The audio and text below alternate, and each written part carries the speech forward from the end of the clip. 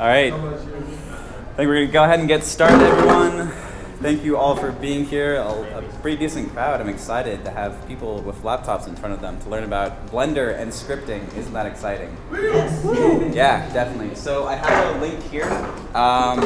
You shouldn't technically need it for the presentation, but it has links to the presentation itself as well as some of the scripts that we're going to be working on today. So useful to note down, maybe for later. I can also throw it up at the end of the presentation. Could also be useful if you get stuck halfway through and you just want to see what the correct looking codes look like without squinting to see the monitor. So if you haven't already gone to that, then it would be good to do. And case sensitive, but it's all lowercase, so just don't press the shift key. Yep, so thank you everyone for being here. I'm really excited. It's my first time at this location teaching Blender and scripting or at all. So thank you for organizing this, Angel. It's really appreciated. And yeah, I'm excited. Let's jump into it. So in terms of Blender, who has used Blender before in this room? All right, that is the majority of everyone. Who has done any Python scripting? All right, who has done any scripting whatsoever? I assume slightly more people than who said Python. Cool. All right, awesome. So this course is supposed to be an introduction to those who already know Blender, which is a good foundation. And you don't necessarily need to know Python ahead of time. It can help, but Blender, as I'm going to be showing, makes it really easy to use scripting to do what you want based on the tools it has built inside of it and just the way it's configured in its layout. But as a brief overview of what you can do in Blender with Python, like why would you want to know Blender scripting when you're an artist or an animator if you don't have any programming background? Is it actually useful for you? And my argument is yes, it's very, very useful, and it's not hard, which is the amazing thing. So these are some like high-level sort of categories of things you can do. I just put into buckets, but obviously it's kind of endless possibilities. You can automate tasks. You can do things that you would do repetitively, things that would take some time, or you find you're doing for every single object in a scene by hand. You can add your own customized user interface or modify the interface to do what you want it to do. Have the functions that you use most frequently in front of you at all times. You can also create your own operators. So you can make your own function, things that's completely new, doesn't exist in the tool before, something that you need exactly or specific to your requirements of your project. And then beyond that, you can do other fancy things like command line scripting. So if you're into big render farms or you do a lot of rendering and you need to optimize your stuff, sometimes you'll switch to a command line approach to render things. Maybe you need scripts to run on the command line to help those renders execute. You can also do fancy things like you can imagine having a preset or a sort of template between a blend file and a script, and you like select like an image file and you just press a button and never open Blender and output some kind of animation or whatever it may be. Or it could upload your image to or your animation to YouTube at the end. There's lots of cool things you can do with that. But obviously, to kind of keep the scope in a little bit, we're going to be focusing today more on the automation of tasks and so forth.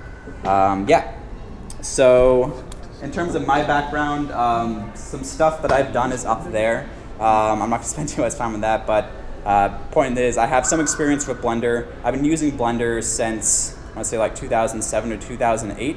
I've been only scripting for the past 3 or 4 years in Python and Blender specifically, but been programming for a little bit longer than that. There's a lot you can do with Blender and scripting. I've, over the years, every, month, day, whatever, I'm learning new things, and I'm excited to try the new thing that's, popular in the community and so forth. So there's always new things coming out from the community. That's the nice thing about Blender is it's always being updated. They add new APIs and things like that. Like example would be icons, custom icons. Like you see this like sort of gallery view there is only since Blender 2.5. That's pretty recent in the grand scheme of things. So they add support and make new exciting possibilities inside the tool. In terms of what we're going to be doing today, I'm going to go over, like I said, what you can do to automate tasks in Blender and kind of give an introduction to how the tool sets things up nicely for you and actually allows you to, get going pretty quickly. And if we get to it later on, I heard a couple of you were doing some stuff with Blender add-ons, so maybe that's a little bit of a repeat, and maybe some of you, if you have some experience with Blender scripting already, the first part may be a little bit slow, but hopefully you'll pick up some new things. But if we have time later on, we'll get to more of some advanced things, some handler stuff. So I guess I didn't ask this before. Who has done specifically like add-on development inside of Blender. I have one over here. Has anyone else dabbled at all a little bit? Maybe a little bit? All right. Yeah, so apologies if this is a little bit slow, repetitive, but hopefully you'll pick up some nice new things there. So from there, I would say let's actually get into Blender and not look at a slideshow, right? So if I'm going to be using Blender 2.78 for this, if you have anything down to honestly like 2.72, you're fine. The API doesn't change that much unless you're doing more niche things or like library linking and other stuff like that that modifies or changes once in a while. But otherwise, let's go ahead and get to it. So I'm going to adjust my screen a little bit here. I am going to be uploading this to YouTube afterwards, so don't worry about like capturing notes unless you want to, or if you getting lost, then hopefully that stuff will all be there for you. But otherwise, I'll try and go slow enough, and do let me know if I'm going too fast or anyone's stuck on somewhere. This is not supposed to be a frustrating experience. It's supposed to be fun. So do let me know if anything comes up. And yeah, we'll go ahead and get started. So I'm going to select my whole screen here, and away we go. All right, so the very first thing I'm going to show you, I see that we have a mix of Windows users and Mac users, so this is a little bit specific to Mac users. One convenient thing, if you're going to be doing scripting in Blender, is to have a console window open. So if you follow me, I'm actually going to navigate to where I have Blender on my machine. So normally to open Blender, you would just open the package here. What I'm actually going to do is I'm going to right-click, show package contents, and this is like looking inside the executable and all that stuff inside of Blender. Well, not actually the executable, but just some of the resources. So I'm going to go to Contents, then Mac OS X, and then this is where the actual Blender bitcode or compiled code is. What I'm going to do from here is make a right-click, make an alias. And again, if you have a Windows machine, you don't need to do this. I'll show you later. Same output. Okay, fine. But essentially, I'm going to copy this to my desktop for quick access in the future.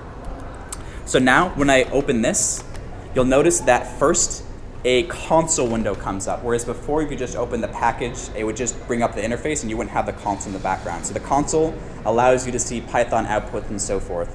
We won't be using it too much for this, but I think it is a good thing to know how to do, and a lot of people, at least on OS X, they don't know how to do that. If you're on a Windows machine, I believe it's under Window, and then there's another option below here that says Show or Toggle Console, if I'm correct. Let me know if anyone has trouble finding that.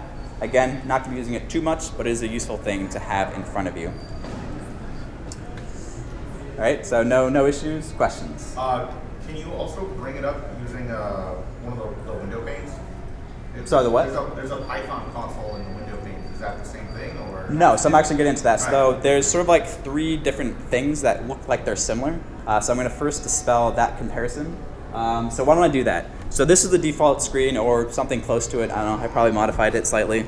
But from this layout, obviously you can customize this. Hopefully everyone here is at least a little bit familiar with the Blender layouts, but I'll try and still explain what I'm doing. Sidetrack, everyone does have a version of Blender downloaded they're working on. Any troubles with that? Yeah.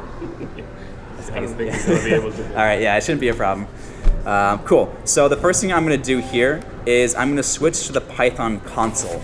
All right, so from any of the main windows, but I'm going to choose this kind of larger one here. I'll switch to the console. I am also going to, you don't have to do this, I'm just going to increase my screen text size a little bit to be something that is legible. I do a little bit more.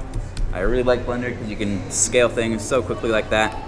And then, yeah, so this main window that we have in front of us here, this is what I would call the interactive Python console.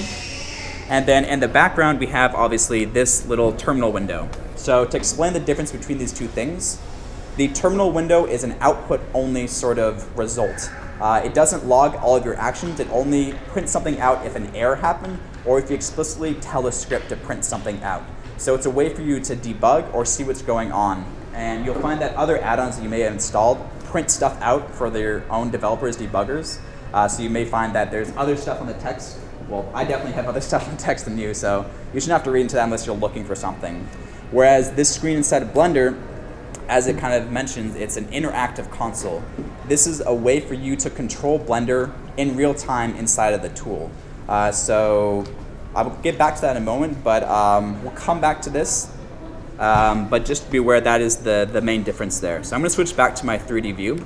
and take a second here. So the course, or this workshop, is about automating tasks.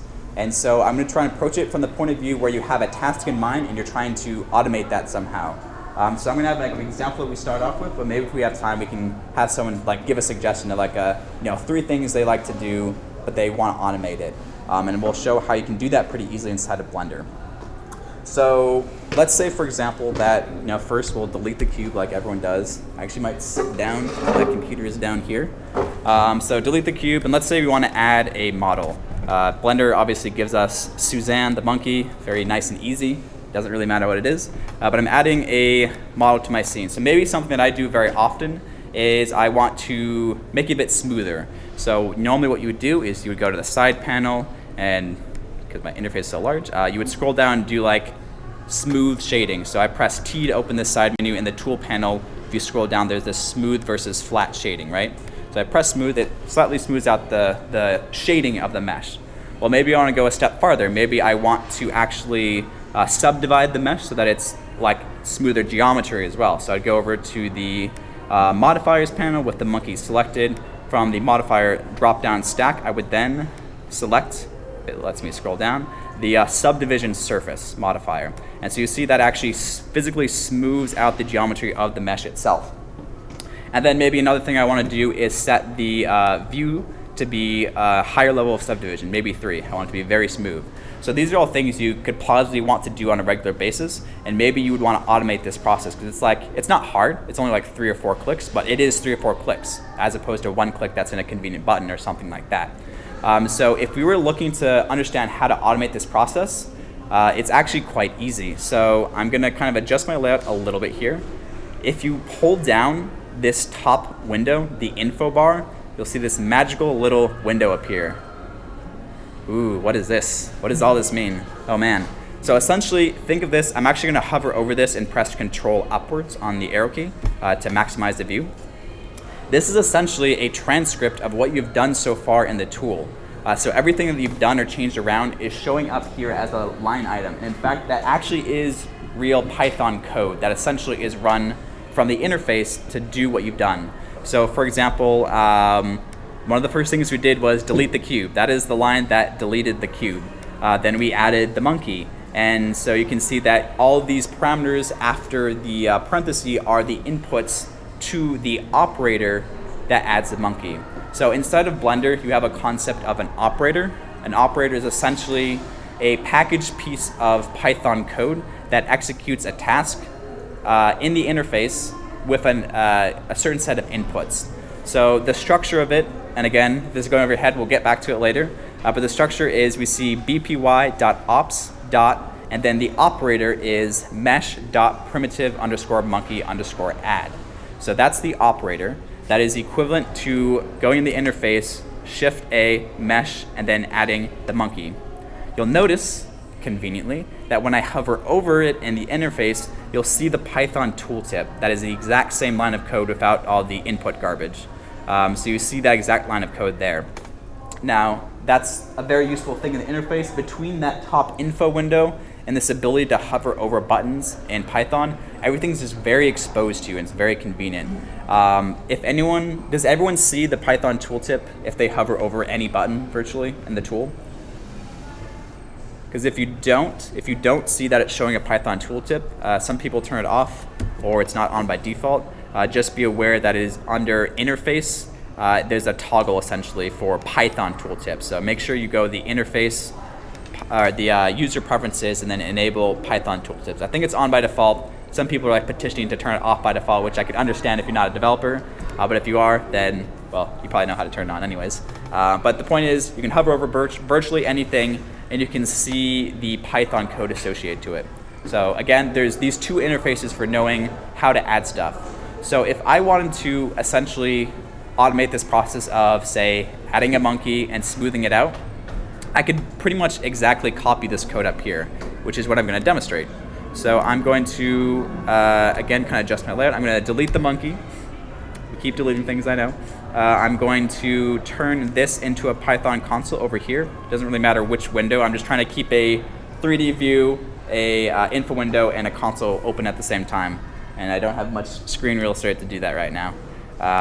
So from here, what I'm going to do is go back to my console window. Again, this is after I've already added the monkey and done the smoothing, so I have the command sitting in front of me.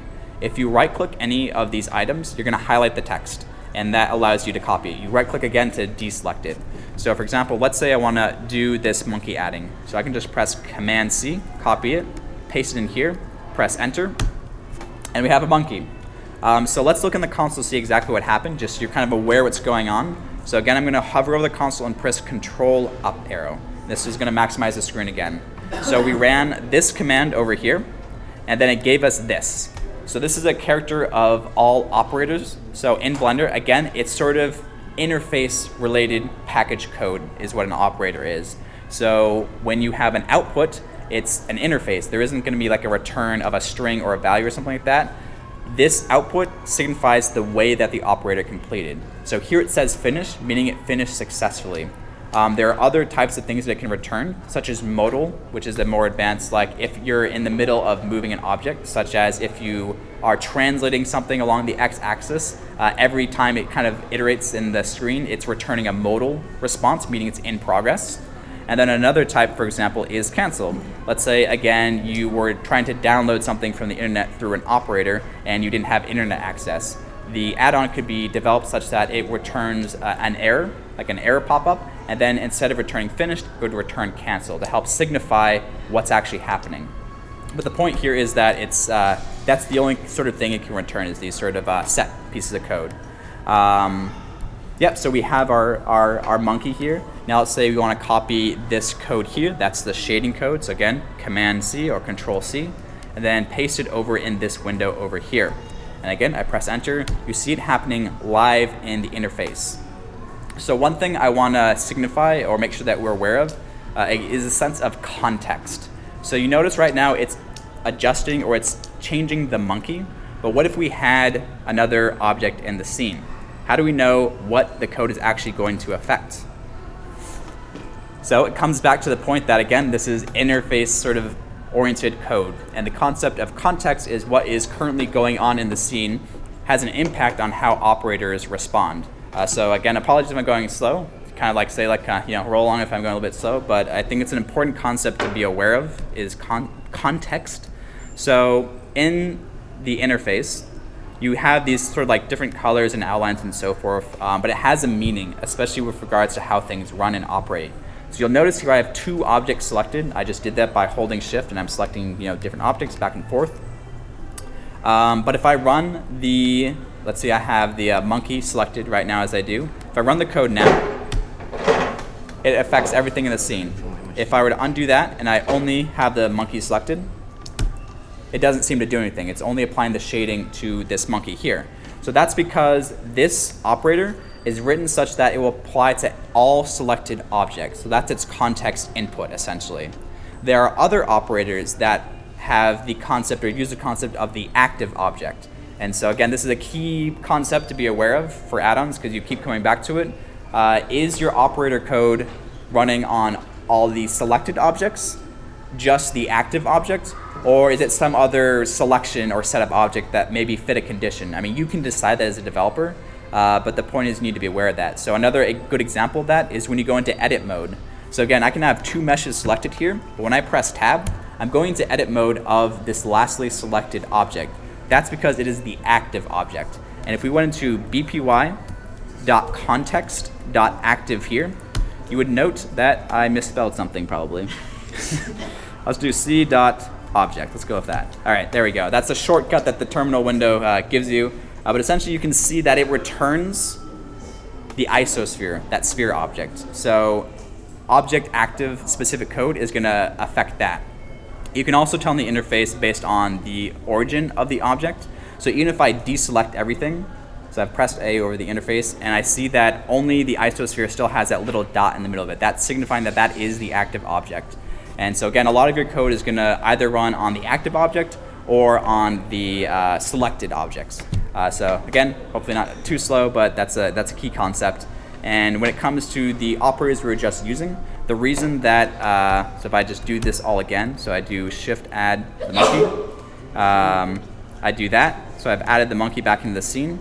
and then I can, I see the shading code is right in front of me. The reason this works so that I can copy this and paste it down is because it was already selected, because this operator runs on selected objects. So if you're running a script, just blindly, you may want to be aware of what you're actually having selected ahead of time. So then the next option would be to add the modifier, or the subsurface modifier. So I can keep scrolling down here. I know I've kind of played with the interface, so you see a bunch of other weird stuff. But if you look down, I'm just going to go into the interface and do it myself. So going down here, again, I'm going to add the modifier, subdivision surface, and I just want you to see what the code looks like up here, just to make a point that here you can see this is the actual code that adds the subsurface. But 2 lines above that, you see between when I did the shade smoothing and the subsurface, I clicked in the interface. So this is, again, to drive the point that this is everything that happens in Blender. So even changing the active mode of the interface has a context impact here. But from a coding side, I don't have to be in the modifier UI tab in order to add a modifier. So for example, I can still press paste here, press enter, and it will add a second layer of subdivision surface, even though I wasn't on that tab. So again, that's an example where there is context, but it isn't necessarily impacting the operator in that sense. So there's like an idea of UI context versus just the state of Blender itself. All right, so I've spoken a lot. Is there any questions? Confusion? Yes. Can you use the scene instead and iterate through all the objects? Yes, so I can even show that right now. That's, there's a lot of things that you'll do commonly, and that's definitely one of them. So I'll get to that in a moment. I first wanted to show another window that is pretty important in scripting. So again, we've looked at this interactive console, we've looked at this info window. In the background, we also have this window, which has so far done nothing because we haven't printed out anything. The next one I want to show is, in fact, the text editor. So I'm going to use another window that's just in my view right now and open the text editor here. So this text editor, this is where you can actually, for example, write your code and actually execute commands. So from here, I'm going to press New. And then you can see I have a cursor now. I can type stuff. It's great. I'm also going to enable these 3 options down here. That gives you line numbers, word wrapping, and then Python code coloring. So this is where we're going to write our scripts.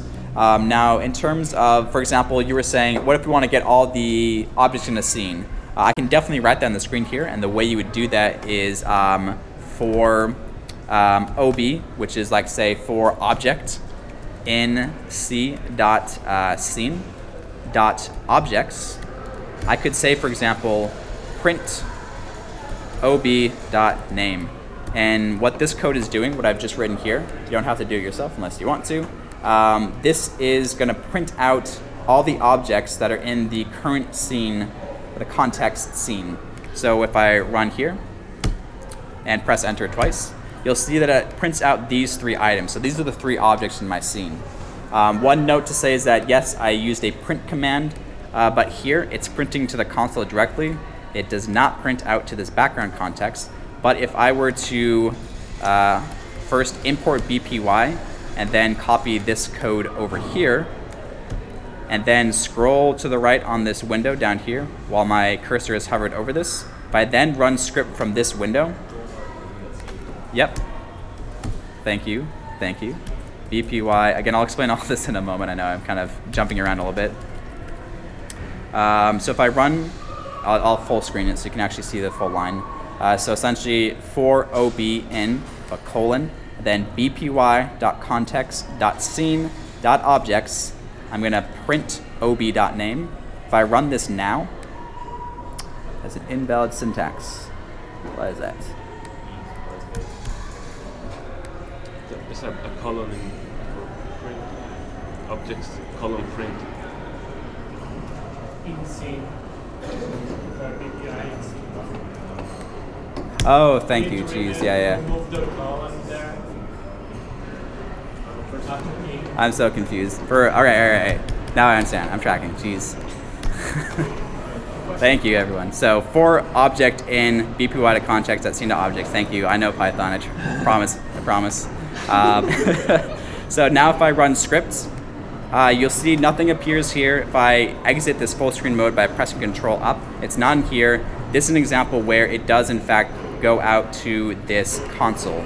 You also see the good error messages I was receiving before as I was failing to write a very simple line of code.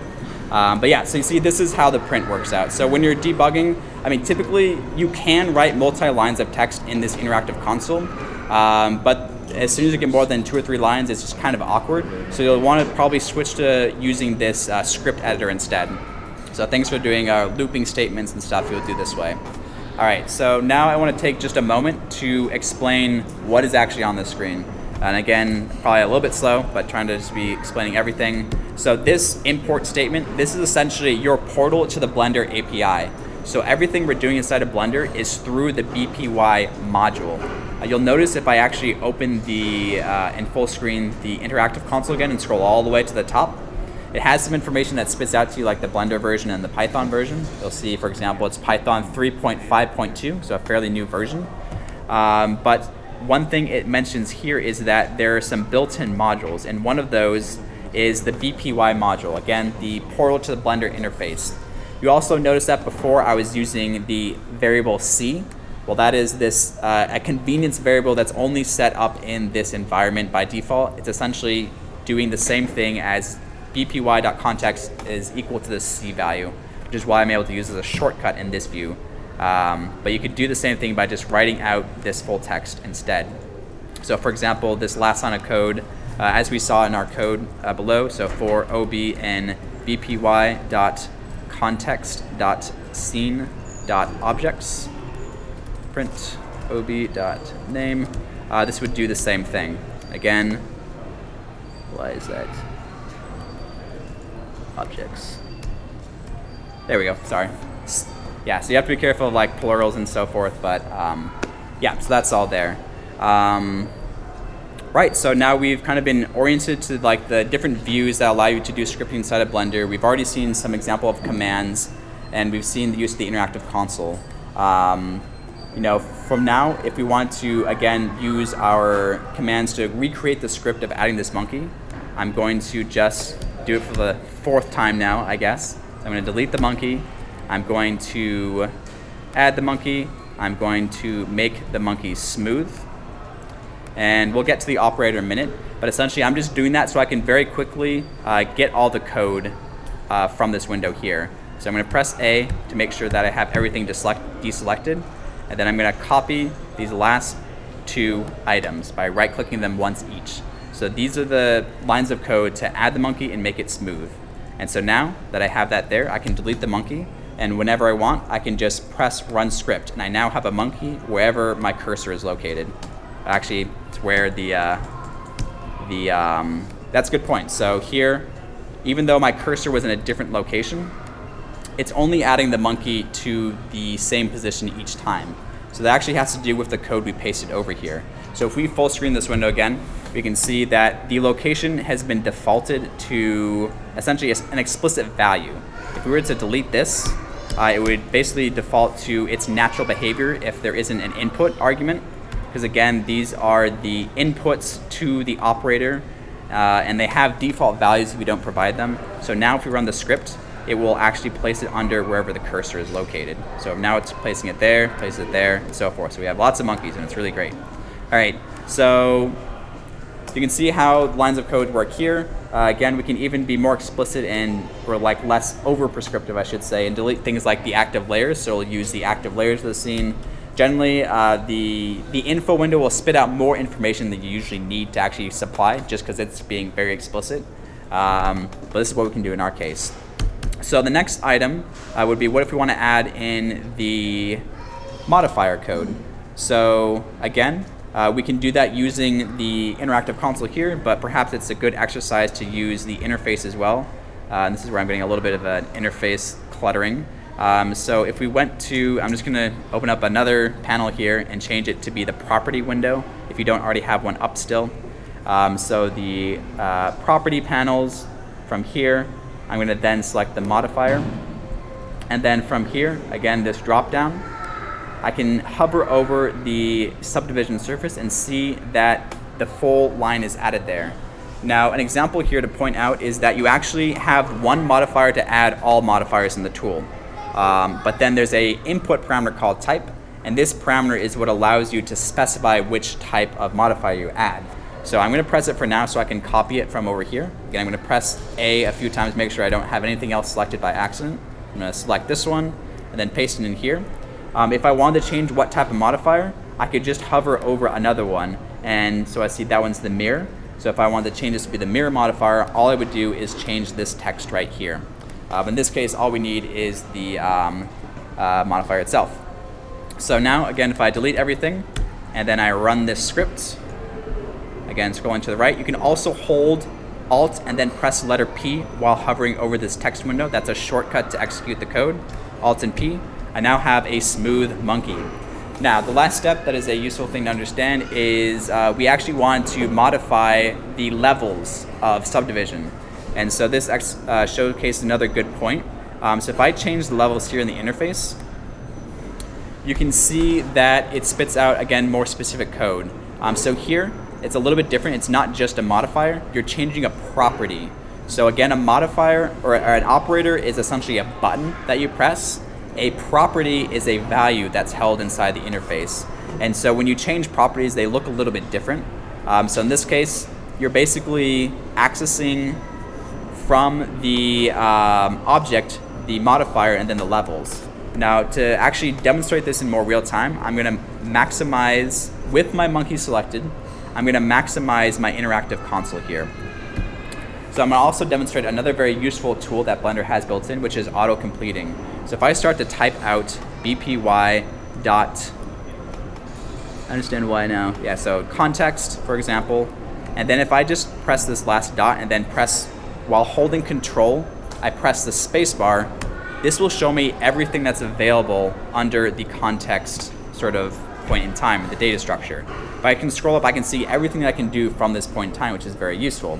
So I can also get the active object this way. And so you see it prints out what the active object is. So you can just do C control spacebar too, right? Yep, C control spacebar, maybe? Isn't C short for like context? It could be. Oh yeah, so you could also do, you're saying like C.object, right? Well, C, we'll get the, I want the, you can do just capital C and then the keyboard shortcut. You get the same list, right? Yeah. Oh yeah, sorry, yes, thank you, I'm tracking, yeah. So again, because this is a copy of, I mean, essentially all the interface did, or the console before we started up, is it ran this command. Yeah. So it's virtually the same. So yep, so wherever you have that context, you can see what's available. I mean, you can even do it for things like hello. This is a string, but I can see the operators that I can run on a string if I make it a variable. So x dot, and you can see things you can run on the string. Like this is just Python code. This isn't even Blender specific. So it's actually a very useful interface for that reason. And what happens if you do D control spacebar? D? Yeah, data. Yep, so again, this is the data module. So that's kind of hinting towards the data structure of Blender itself. So far we've been looking at context. So this shows you kind of what's available in the tool or in the scene in front of you. Agnostic to other areas of Blender. The data module, which is bpy.data, this shows you essentially more like the data structure of Blender itself. So you could have multiple scenes with multiple objects. The context module will only show you the object within your current scene/selection. bpy.data will just give you everything. So this is a more direct way of accessing data. So I was going to get into that a little bit later on in this presentation because that concept is important, but I'm going to continue to focus a little bit more on the modifiers, but that is a good point.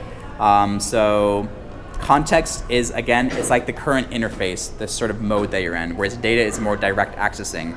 So again, if I go to context and do .object, you note that it gives us what that direct connection is. So this is the other way that we could access the data or the object we're working on. And again, if I do like the dot and then control space afterwards, it would give me the same information as if I did it after having control context.object. Now you'll notice I'm kind of jumping around a little bit. I press enter because I had a dot. But if you press the up and down arrows, you can scroll through different, the history of what you've written. So that's a very useful thing to be aware of. So just be aware of that. And then if you hold control and delete, for example, you can delete quicker. You can also jump back and forth a bit quicker. It's a little bit different from a normal terminal window, but it is useful.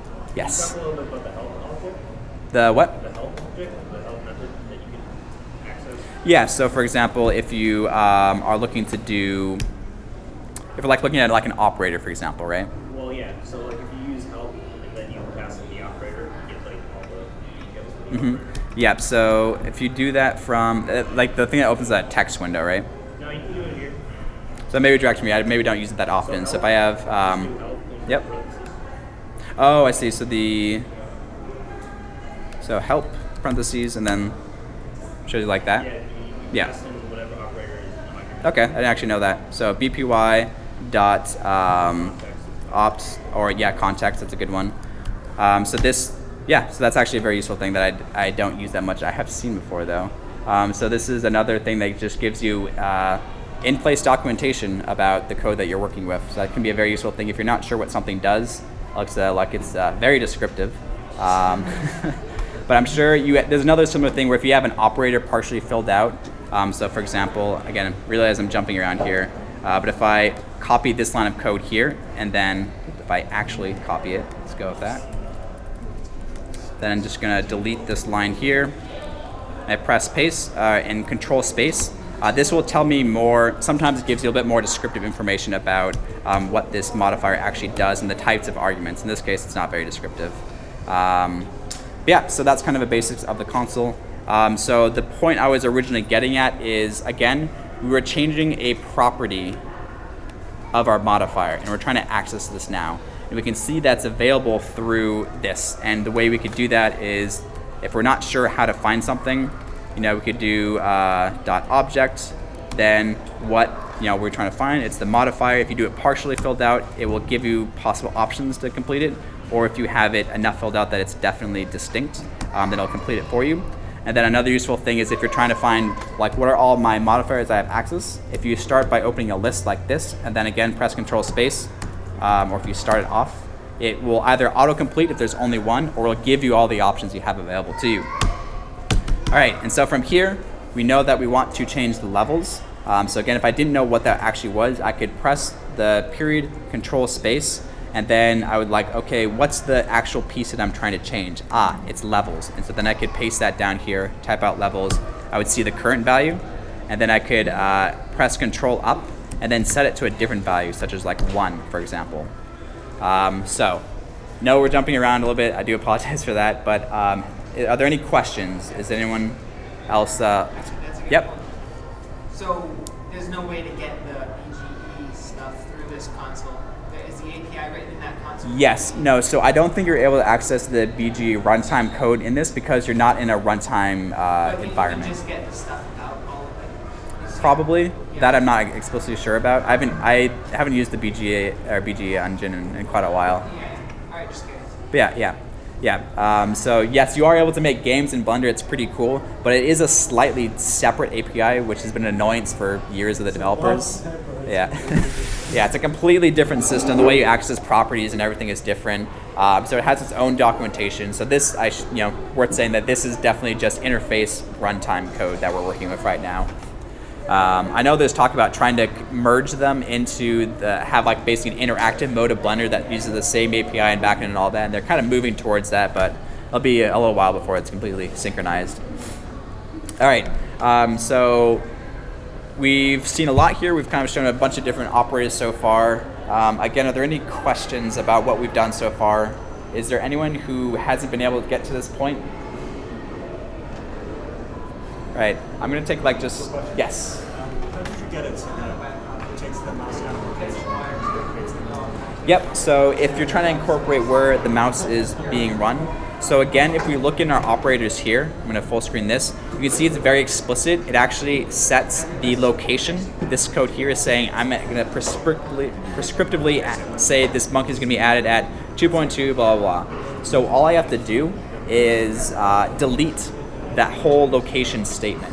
So you'll see in my code over here, I just deleted all of the unnecessary input information because everything has a default value, and so if you don't specify it, the way that operator works is it uses the cursor as the default location. Yep. All right, other questions? Yeah. Can you talk about context? Like, let's say you're in Sculptor mode, you can't really run this. There's some sort of modifier to give you Yep, exactly. Can be applied or something. Yep.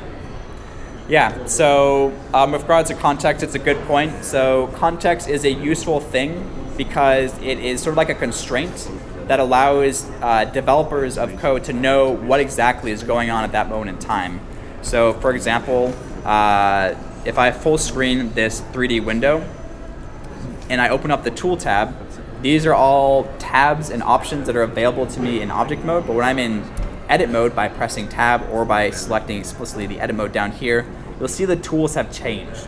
And that's because operators have a context. Operators will only run in a specific mode. So there are vertex or mesh data specific operators for translating. So if I look over here, that's an overloaded operator, but essentially you have operator specific code here for moving stuff and changing stuff around.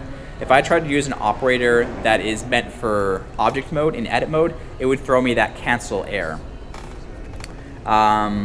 So if you, for example, have an operator or a piece of code that you're writing that needs to do something that's only available in edit mode, then you could either make the script switch internally to edit mode, or you could do a more direct access to whatever data you're trying to modify.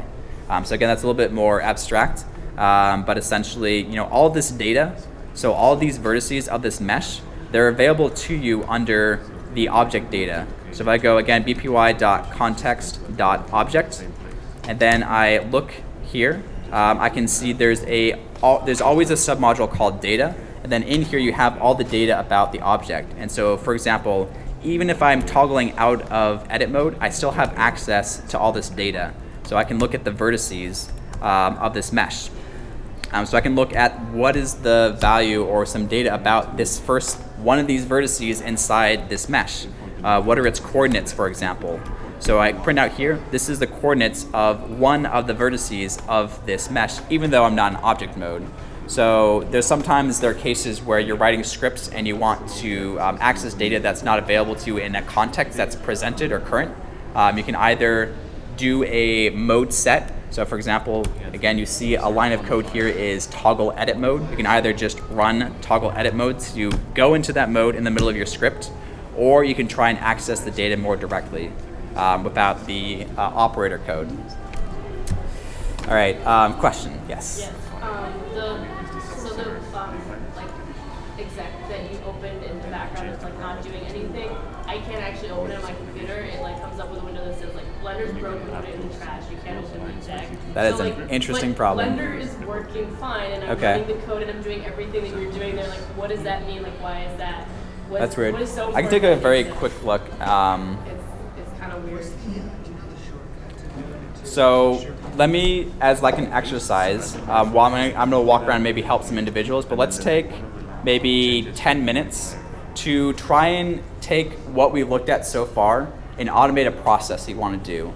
Because right now I did something fairly simple, is adding a mesh and then adding a smooth modifier. Why don't you try automating another 3-step process that you might do pretty frequently? Some things are a little bit more complicated than others, but what I can do is kind of help direct you how you would go about that. So if everyone wants to like experiment with that, again, like a 3-step process, something you would try and automate with a script such that you could press run script and it would do that. Yeah, go for it, and then I can walk around and assist. So again, I'll give it for like 10 minutes, something that you would be trying to automate or run. That way everyone can kind of try their own thing for a moment. All right, so I'll help you first. All right, so for those of you that are still working on your script, that's fine, but I'm just going to showcase one like little tidbit that is very useful to know. And so this is an issue where if you're trying to iterate over a number of objects in a scene, for example, but you're trying to use operator code, just because you have a reference to a different object doesn't mean you're switching the active objects. So for example, if I had, I'm just going to delete this and add a few objects into my scene. If I wanted to do something to these cubes, for example, I could go through bpy.context.selected objects, for example. And then if I wanted to basically change, that's right, yep, selected objects for OB in, there we go. What I could do here is if I want to actually modify each of those objects there's like, let's say we wanted to change the scale of the objects. So there's two ways we could do this. One is a sort of operator user interface approach. The way we do that is bpy dot, essentially you change the active object for each iteration of this loop. So for example, bpy dot context dot scene, I know it's kind of like a very long obscure path, dot objects dot active object equals ob. So essentially what we're saying is for each object in our current selection, we're going to set, the first line of code is we're going to set the object ob to be the active object. Then we can do whatever code that we want to do with it. So for example, if you have an operator that is bpy.ops. Let's say object dot translate transform. So this should be, we're gonna do like scale, right? Scale clear. Okay, sure.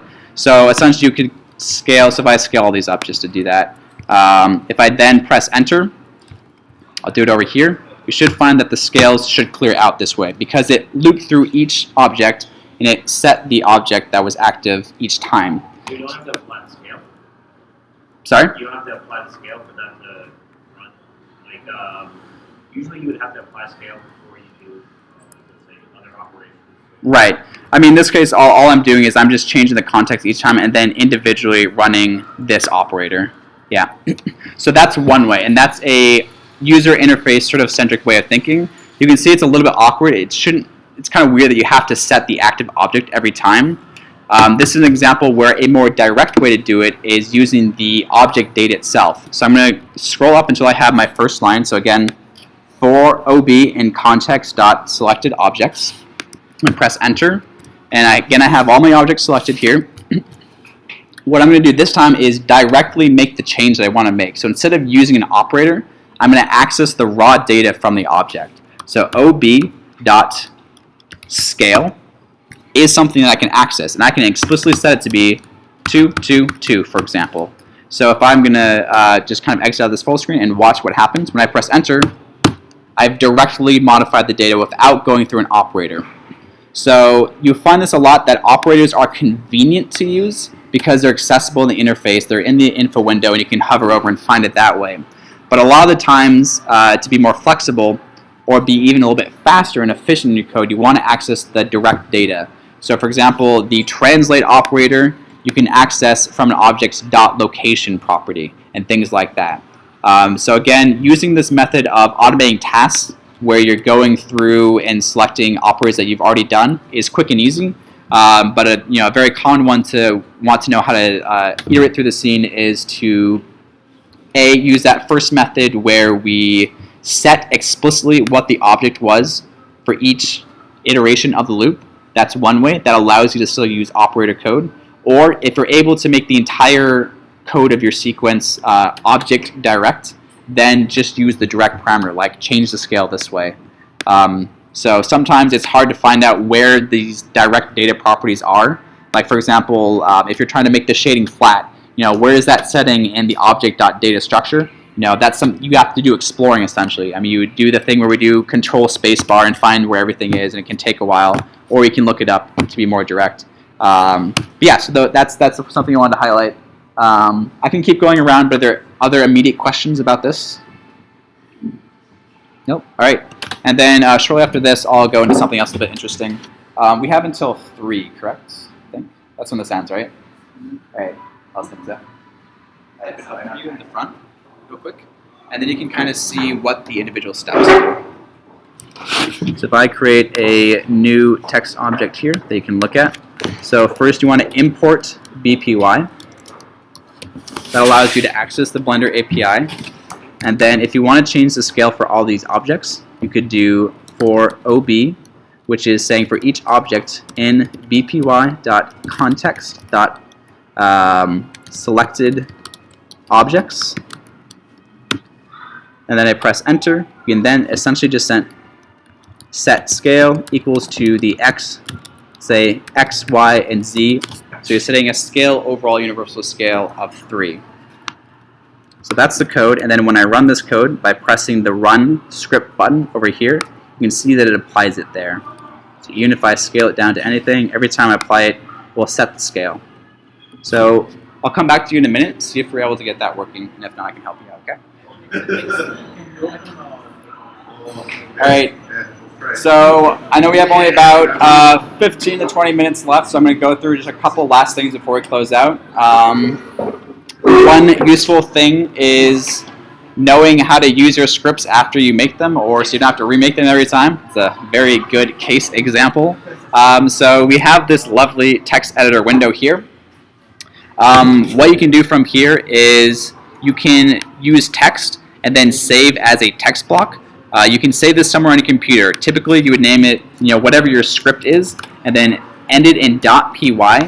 That signifies that it's a Python file. You could technically do txt or something. That'd be a bit strange, but .py would be the best thing. And so, for example, if I put this onto my desktop, save it there. Let's say I quit Blender, and then I'm going to reopen another instance by double-clicking my shortcut here. If I want to run that script again, all I have to do is I can go down to there's a scripting preset window layout that may be useful, do less of the weird window moving around we did earlier in this workshop. Go to here. From here I can open up, navigate to where I saved that script, and there you have it again. So you have your script, and then you can run it. Now another very useful thing that you can do is you can actually have this little thing called register. So it doesn't necessarily make sense for something like this because it's an explicit script that just runs once and is done. But if you have a Python module that, for example, defines operators or code that you can press a button run, you could actually enable register. And then when you save this Blender file somewhere, again, I'll do it on my desktop, every time that you load or open the Blender file, it will automatically run this script. Again, in this context, it wouldn't make sense because that just means every time you open the file, it makes your cube bigger. Okay, sure. But if you're defining something like custom code or a handler, it may be useful. And I'm actually going to give an example of that in a moment. So this is how you distribute scripts. Scripts are different from add-ons because add-ons are something you actually install into Blender. So for example, when I go to File, User Preferences, and then look at this add-ons, these are all add-ons that are either coming with Blender or something that I've explicitly added. But there's a nice packaged interface where you install from File from here. I could select my script, and then it would essentially show up as a line item here. They have a different structure. It is very specific. If you're looking to get into some examples of that, again, let me actually increase my monitor size here. Under the text menu here, there's a thing called templates. Very, very useful. I use it all the time. Even though I know the structure of these things, it's just like a shortcut to get code that's the right structure. So there is, for example, if I scroll up, an add-on, add object, add-on, essentially. So when I open this, you can see this is structure for an add-on, which adds an object into your scene. So again, it's a little bit longer. There's a lot of components to it. Again, not what we're covering in this module. But if you're curious and just want to play around with these things, what you can do is you can press Run Script. Nothing happens because it's defining an add-on. It's as if you added it into the interface via this Install Add-on button down here. So it's now loaded this code. And again, if I save this blend file and reopen it later and the register button was checked, it would automatically load this as if you had it installed like an add-on. But now what we can do is we can use this function. So again, for this, you have to investigate a little bit, okay, what is this actually doing? I can see here that it is adding an operator called add mesh object. So if I go into my 3D window here and then just type for add mesh object, you see that this is the operator that this code has just defined and created. If I press enter, it actually runs it, does it. It does it. In this case, you can see it's a plane. So in this way, you can kind of experiment or play around with things that are already in the tool. Like for example, what if I decide to just modify, again, I've looked at this before, so I realized this is the piece of code that actually defines the vertices of the object we just added. What if we want to multiply this by like 10 or something? What would happen? So I would then press Alt-P or press the run key to run the operator or reload the module. And then now, if I run this, you can see it does the change I've made, which is a weird plane now. So that's just a point around templates. These are very good to look into once you get a better handle of the basics. They can show you to do a number of other very useful things. Like here, they have some templates around the game logic if you want to do the game engine, which is a completely different type of module. So one other thing I want to show in, which is perhaps interesting, is something that's called file handlers. So I'm going to actually go ahead and load up a script I already have. And again, you can download this from the Google Drive. It's in that folder. This is more of a showcase than it will be me walking you through every piece of it, although it's not very long. Again, I'm going to actually make my screen size a little bit larger here. All right. So what I'm going to do, oop, it crashed. That's great. Wonderful. There we go. Try that again. So essentially, I'm going to show what a handler is, and this can be a frame change handler. So a handler is a special type of code in Blender that basically triggers not when you press a button, but when something happens. So that something could be the frame, like the frame of what is active changes. So for example, when I'm playing this animation, every 1/24th of a second is a new frame. That would trigger some code. You could also have it trigger code when you save a file or open a file, things like that. So that can be useful for various reasons. So here, I'm opening this file, and I'm going to run this. Next, just to showcase what I'm looking at here, I'm going to add just a text object. Here it says text. It's very great. But now as I run my text, and I actually run it, is it working? There we go. You see that as I'm playing, I have my cursor running, so if I turn this into a timeline view, you can actually see I'm making the text update to be what the current frame is, because I'm using a handler that is triggered every time the frame changes. So this is a very nice example of some really cool real-time stuff that this is an automating task. This is creating things that weren't possible to do by hand. You can't animate this, because every frame is actually changing the text. Like I can go in here and I can modify this to be whatever I want, but as soon as a frame change happens in either direction, it will update that text because it's triggering this block of code. Question? You know any good references for drivers? Drivers, good references. Drivers are amazing things. Off the top of my head, I don't know, I've always kind of played around with it myself, like a tutorial. I can see if I can find one for you. But kind of the basics go with, it's similar, the way I usually build them out is similar to the way I would do, you first check the operators, kind of go through it, and then kind of build out that way. I have a repository that has an example usage of drivers if you want me to send you that. But in terms of a good tutorial for scripting of drivers, I don't have one that immediately comes to mind. The reason why I'm asking is let's say I want to do rigging for full-blown rig. Let's say guys on goes up. Right. Bicep that's below. It's weighted in a certain way. Okay. I want to make sure Yep. Yep. I was just wondering if there's some sort of So you're talking about adding drivers, procedurally adding drivers to a mesh? yeah, Or I can't. yeah. So why don't I don't know if I have it installed still. I do. This is an add-on that I created a while back. I can kind of showcase what this looks like. So essentially, this very brief demo. I know we're going to be closing up pretty soon. But here I'm just adding a sphere. Again, not exactly your example, but we'll showcase the point of adding drivers. So this is an add-on that I previously installed, something that I created. It's on my GitHub if you want to take a look at it. It's something that's intended a bit more for motion graphics sort of based things. So here I've defined a panel in my add-on. Again, you can find a template example for this.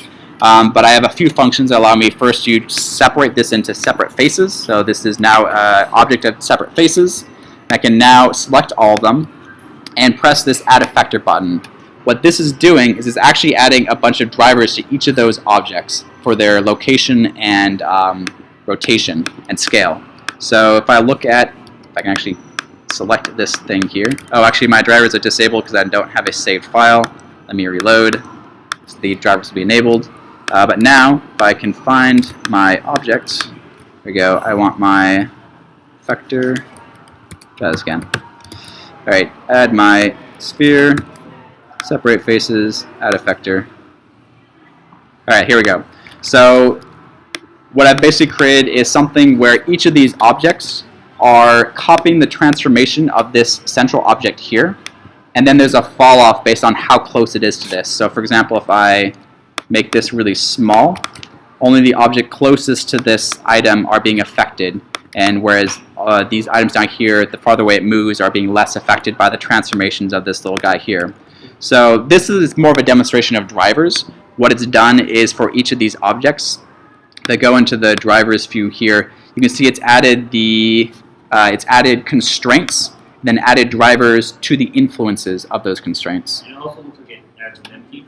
Yep, so that I do to account for the fact that when you do a change in location, it doesn't take its location and then like do a kind of recursive loop of it's changing its location, but in reaction to it changing its location. Yeah. So it's actually based on the location of the original empty. That's why that's set up that way. Something similar, but not like Yeah.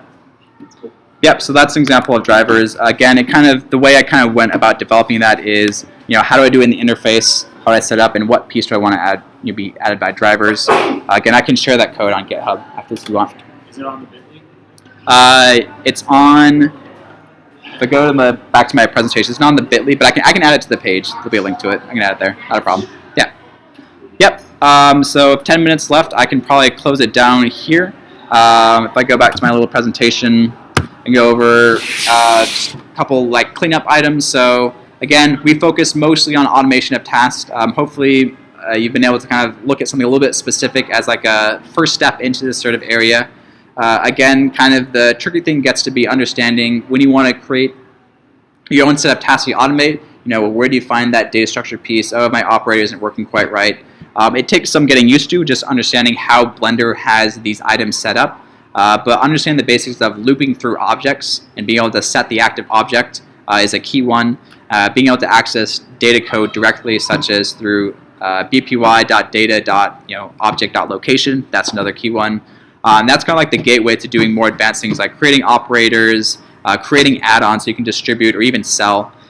So some examples of other like crazy things you can do with Python. You can completely transform the interface. The example on the right-hand side is not a true example entirely. There's some slight additional Blender code that's modified.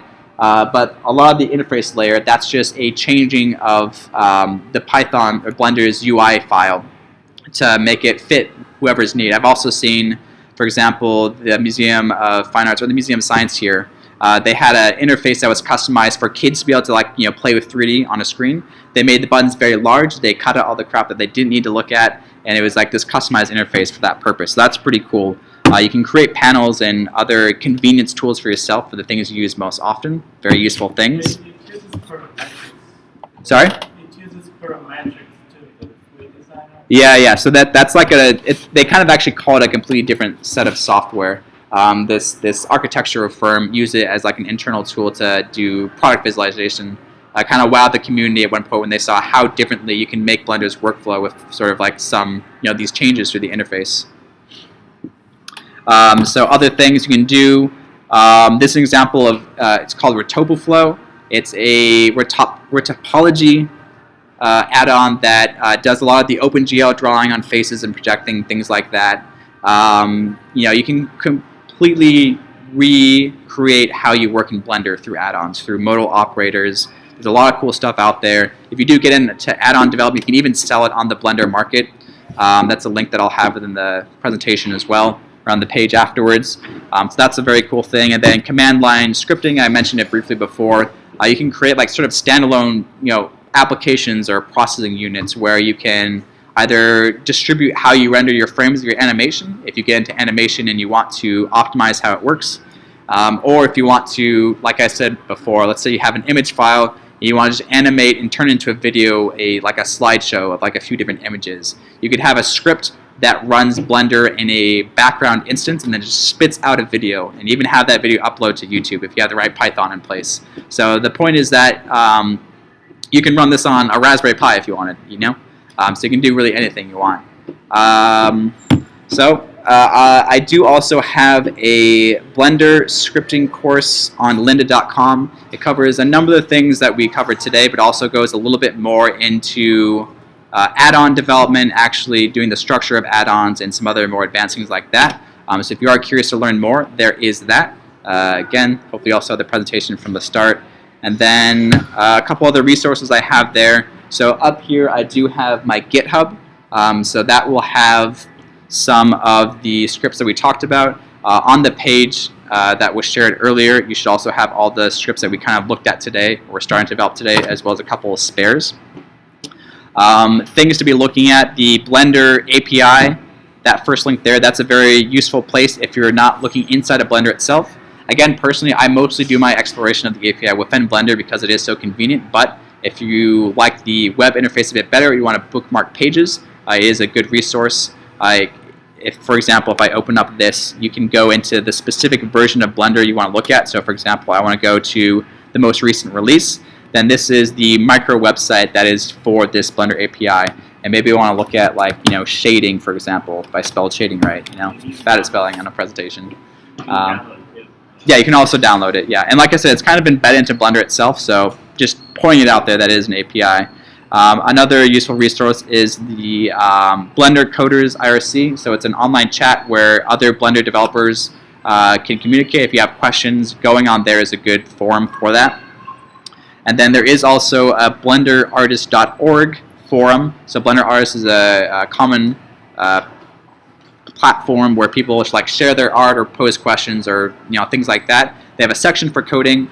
It's maybe not the most active place to be doing stuff like that, but there definitely are a lot of active developers on there. It's a good place to get feedback, or if you have questions, you're trying to develop something, you're having a problem, posting a question there is a good way to do that as well. You can also share your scripts there if you're giving them away for free, for example. Yep, so that's kind of my presentation. Thank you all for being here. I hope everyone learned at least something, and I'll be happy to talk for a few minutes after as well. But thanks again, and yeah, let's close with some questions. Yep. Why don't I actually just copy it onto this page? That would make more sense, wouldn't it? All right. Real-time editing here. Love it. Boom. And back to full screen. Perfect. All right. Perfect. And again, yep. Thank you. Thank you so much. Yeah, and like I said, I'll be here for a few minutes if you have any questions or you want to chat through something else. Happy to help.